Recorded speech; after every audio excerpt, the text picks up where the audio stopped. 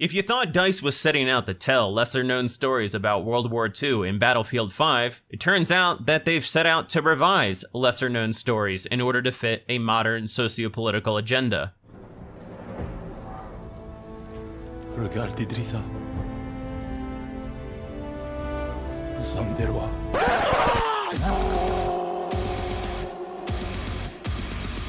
The worst offender by far in the campaign is the mission about a Norwegian mother and daughter who destroy Germany's ability to produce heavy water, an essential component in the German efforts to develop an atomic bomb. The mother is captured by the Germans after a team of British commandos is killed in their attempt to destroy the facility themselves. The daughter then skis into the area and rescues her mother. Then, together, they sabotage the facility themselves. Upon their escape, though, they are cornered on a bridge by the Germans. Knowing that there is still a shipment of heavy water on its way to Germany, the mother implores her daughter to take a set of documents to a rendezvous point, where I assume British or Allied intelligence agents are waiting. I don't really know because the game never indicated. In any event, the mother throws her daughter off the bridge. The daughter then battles her way through more German troops, falls off a cliff into freezing water, and begins to lose consciousness from hypothermia. Somehow she makes it to a cabin in the woods, where a German soldier is waiting. She physically overpowers him, strangles him, and then passes out from exhaustion. She wakes up and reads her mother's notes and decides to undertake the mission to destroy the heavy water shipments on her own, since there was no one there at the rendezvous point. The daughter succeeds in destroying most of the shipments, and then her mother sacrifices herself in order to sink a German submarine carrying the very last shipment of heavy water. The problem with this scenario is that it's a blatant lie. It's obviously based on the Allies' plan to cripple the Norwegian Viermark plant in 1943, which was being used by Germany to produce heavy water. But DICE's version of events completely writes the real-life Norwegian commandos out of their own story.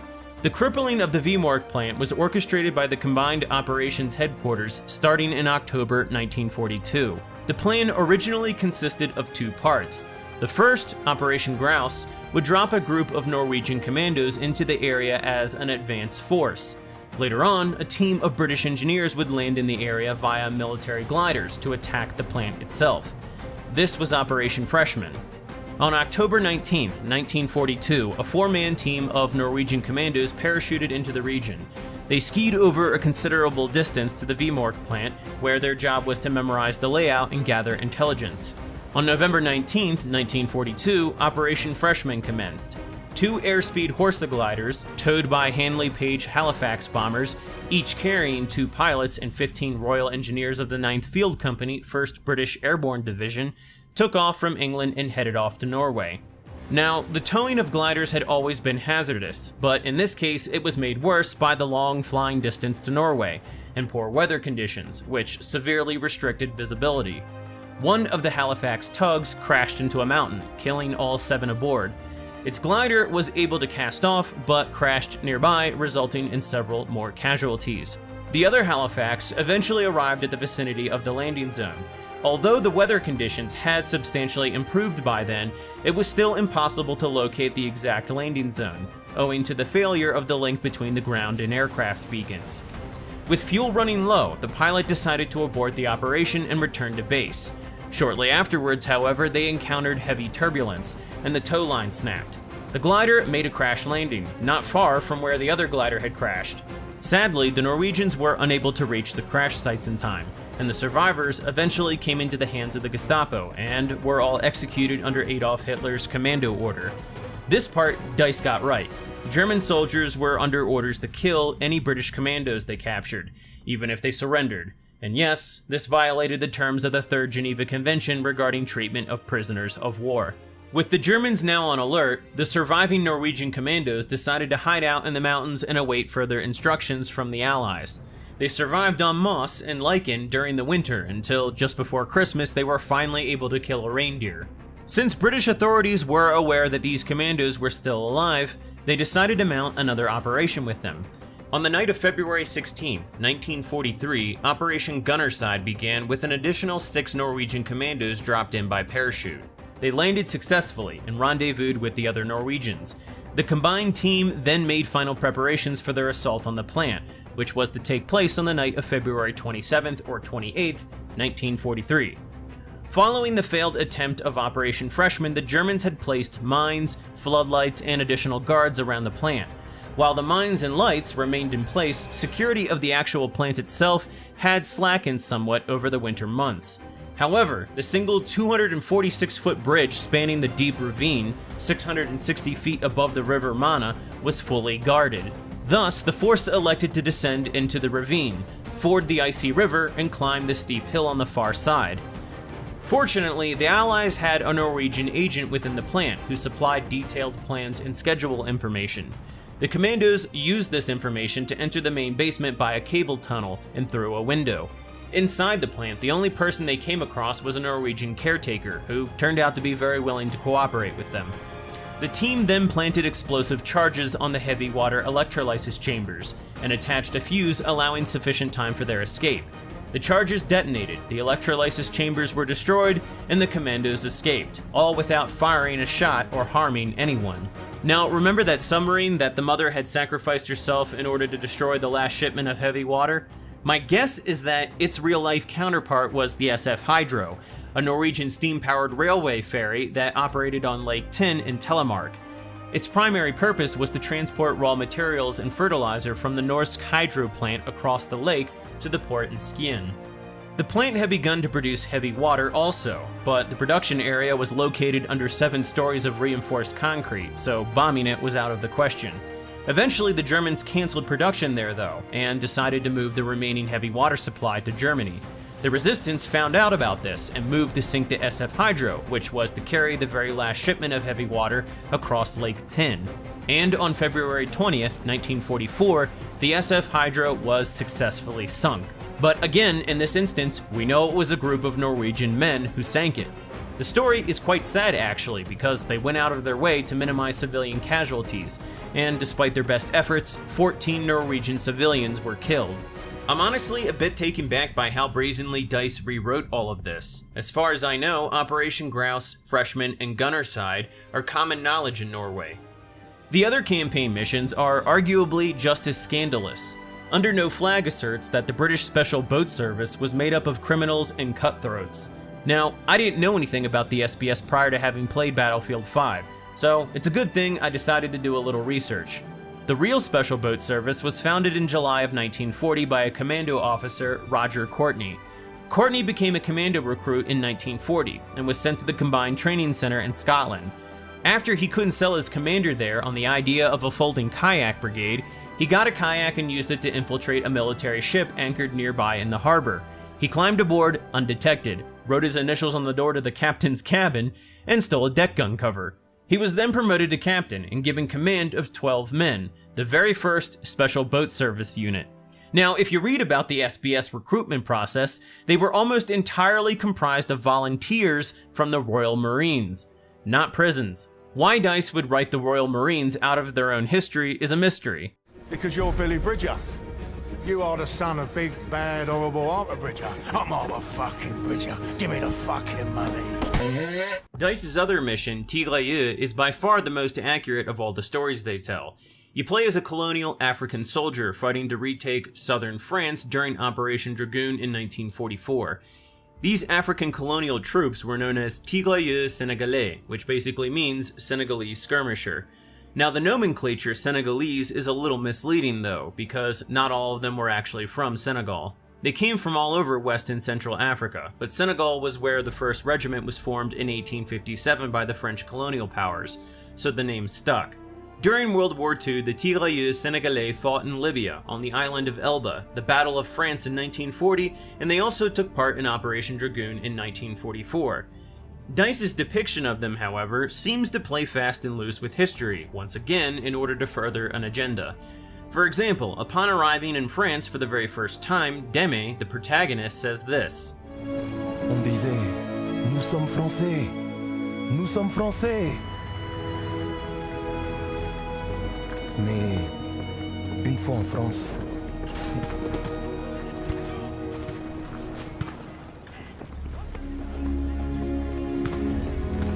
nous avons vu à quel point nous étions français.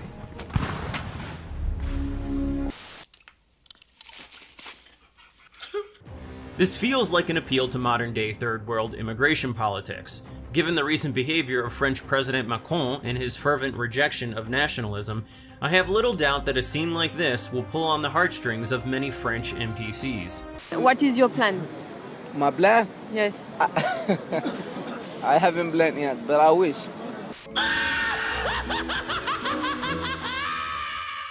The game continues to virtue signal by showing that the tirailleurs weren't allowed to fight at first, and attempts to victimize them by making them do logistical work.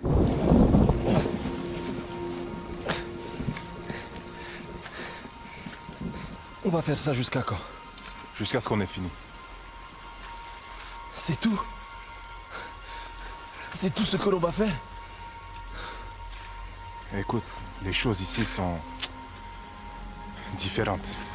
What's interesting about the statement "Les choses ici sont différentes" is that it sort of suggests that things were better back in Africa.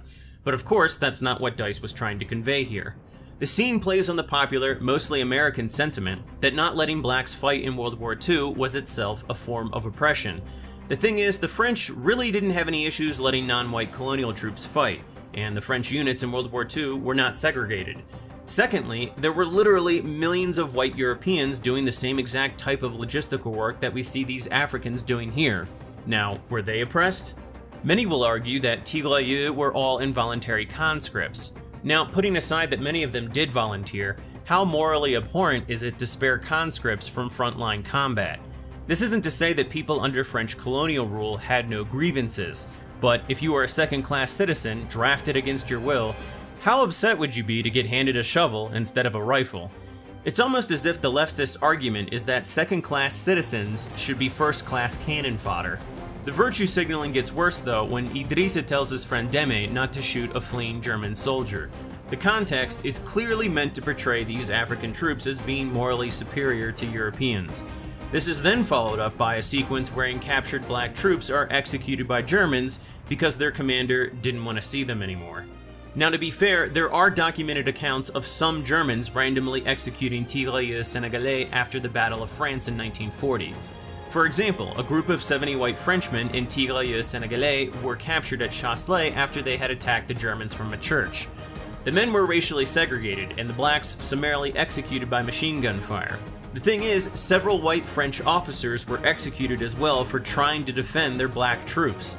Some were even executed and buried in mass graves for the simple fact of having commanded black troops. Yet not once did DICE make any mention of this, let alone depict a single white Frenchman commanding or fighting alongside these black troops. Now, I may be wrong, but I believe DICE's mission here is based off of the 6e Régiment de Tirailleurs Sénégalais, which helped liberate several German fortifications around Toulon in August of 1944. The thing is, these guys were part of a larger force of Moroccan artillery and French tank units, and yet via a series of in-game monologues, DICE tries to act as if the French just threw them to the wolves with no proper training, equipment, or support. Again, you never see any French units operating alongside them, or white officers commanding them, and the narrative seems almost specifically aimed at depicting black men as having succeeded where incompetent French men had failed. But let's get back to DICE's depiction of Germans executing black troops. As far as I know, that simply didn't happen to the tirailleurs at Toulon. The random German executions of blacks happened in 1940 during the Battle of France, and while it is deeply disturbing, I don't believe it is productive or fair to Germans that DICE portrays them all as having been so merciless. For example, we know that Germany took some 30,000 black African French troops prisoner and housed them until the end of the war. Jewish historian Raphael Scheck said in his book about French colonial prisoners that, quote, "In marked contrast to other racially stigmatized groups such as Jews and Gypsies, French colonial soldiers did not experience an escalation of brutality under the control of Nazi Germany. In fact, taken as a whole, the experiences of colonial POWs were neither better nor worse than those of white POWs," unquote. Now, it's true that many black POWs died in German captivity, but this was a fate shared by other Allied prisoners and was mostly due to disease and logistical problems at the end of the war, not systematic extermination. Most people don't know this, but the Germans had a few black troops themselves. Sure, there weren't many of them, and it's not like the Germans considered them their equals, but again, it wasn't official German policy to exterminate any and all brown people they came across. In fact, there are some interesting accounts of German POWs in Texas who found the treatment of African Americans there quite deplorable. To be clear though, I am not trying to discount any atrocities committed by the Germans. I'm simply asking that we view history with a sense of proportion, rather than continue down this endless, multi-generational German guilt trip. Moreover, the tirailleurs sénégalais may not have always been so well behaved themselves. According to some historians and various personal accounts, back in Africa, they had a tendency to forcibly take women as wives or captives after they defeated enemies in battle. These were known as prises de guerre, and the French officers apparently went along with it so as to maintain order and recruitment quotas. A French woman, Madame Paul Bontin, in the account of her journey from Senegal to Niger in 1894 said, quote, "On a dû tolérer officiellement cette infamie afin de pouvoir empêcher les abus, et aussi parce que, supprimer la perspective de gagner captifs, le noir ne s'enrôlerait plus. Pas d'argent, pas de Suisse, pas d'esclaves rasiés, pas de soldats nègres," unquote. DICE ends the mission by showing a sequence wherein all the black troops are erased from a photo. I think this plays on the semi-popular belief that France has ignored the contributions of its black colonial troops. Specifically, there is a lot of discussion about blacks not being photographed in Paris when it was liberated. Well, when was Paris liberated? August 25th, 1944. This is the same time many of the tirailleurs sénégalais were fighting in Toulon. Paris is located at the other end of the country, and thus there was really no way that they could have been in Paris and also fighting in Toulon at the same time. Furthermore, in August of 1944, during Operation Dragoon, black Africans made up about 10% of France's invasion force. Now, that's not saying that France should not be grateful to them.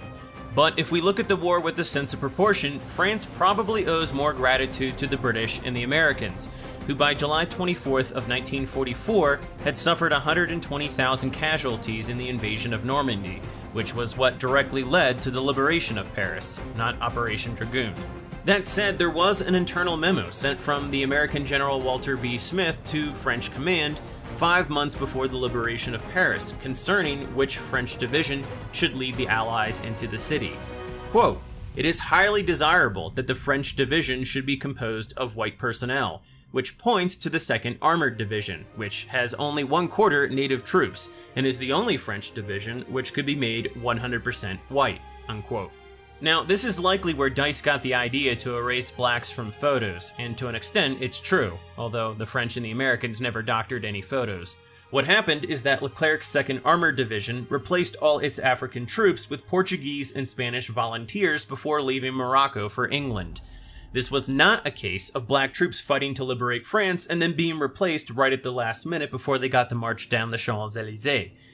What's more is that many French historians point out that Leclerc himself had no issues with black troops parading in France. The archives show that they often did so in other cities, and in fact, there were even black troops parading in French units in Paris during its liberation. They simply weren't in Leclerc's 2nd Armored Division. Now, was it wrong on the part of the Americans to dictate this to the French? Sure, but that doesn't give DICE the right to portray the French in Battlefield 5 as having written their black troops out of history. Also, I would again ask that people view this with some sense of proportion. Contrary to how DICE portrayed the situation, this was not a case of brown people doing all the work and then whites taking all the credit. The black troops in question here were replaced before the Normandy invasion, and the overwhelming majority of Allied combatants during Operation Overlord were white Europeans. Moreover, while some 17,000 tirailleurs sénégalais were killed or wounded in World War II, over 210,000 metropolitan French men died defending their country, and almost 400,000 others were wounded. The French didn't write the tirailleurs out of history. In fact, they've erected several monuments in honor of them. They've awarded them with various medals and commendations where applicable, and there's even a French historian, Julien Fagetas, who has dedicated much of his life to telling others of their deeds. When asked in the magazine RFI Afrique what he thought about the popular narrative that colonial troops have never been officially recognized by France, Fagetas said this, quote, "The issue of the Senegalese tirailleurs pensions is indeed a huge liability in Franco-African relations, but we often hear that France has never paid homage to these men, or that they were never allowed to parade with French veterans. These accusations do not hold up. The archives contain photos of them marching during commemorative ceremonies of both world wars. Finally, in 1957, the former tirailleurs were celebrated with dignity as part of the centennial ceremony of their unit. These historical facts will continue to be obscured until the issue of the pension has been settled." Unquote. And there you might have it. It would appear that accusations of racist revisionism began cropping up once the French government froze the tirailleurs pensions in 1959 as a result of African nations beginning to gain independence. The logic being that since there was to be no more empire, then France alone, being the leader of the empire but not the empire itself, should not be held responsible to fulfill obligations made by the empire. Now in this case, I'm not sure I agree with that, but it's not an entirely absurd notion. A lot of people also like to focus on the decision to replace some 15,000 tirailleurs sénégalais with metropolitan French men in autumn of 1944. The tirailleurs were then subsequently stationed at Toulon shortly before being discharged and repatriated to Africa. This is commonly referred to as le blanchiment des troupes coloniales. But I argue that this really wasn't anything to get upset about. In fact, why should the tirailleurs sénégalais have been subjected any further to a war that many would argue they should never have been asked to fight to begin with? Okay, so it's about time to wrap this one up. Now, I could wait for the final campaign mission of Battlefield 5 to come out on December 4th, but I've honestly spent way too much time on this as it is, and I've had to discard a lot of material in the interest of time and relevancy. Overall though, I think DICE has been deliberately disingenuous and self-serving. They have either twisted the facts or completely rewritten them in favor of furthering a modern social agenda. Taking a few liberties for the sake of gameplay or dramatization is one thing, but this was deliberate, inclusive revisionism and leftist propaganda. The more I read about World War II, the more I'm convinced that this has been one of the most heavily distorted and propagandized historical events. The thing is, if we don't examine history honestly and carefully, what do we really learn from it?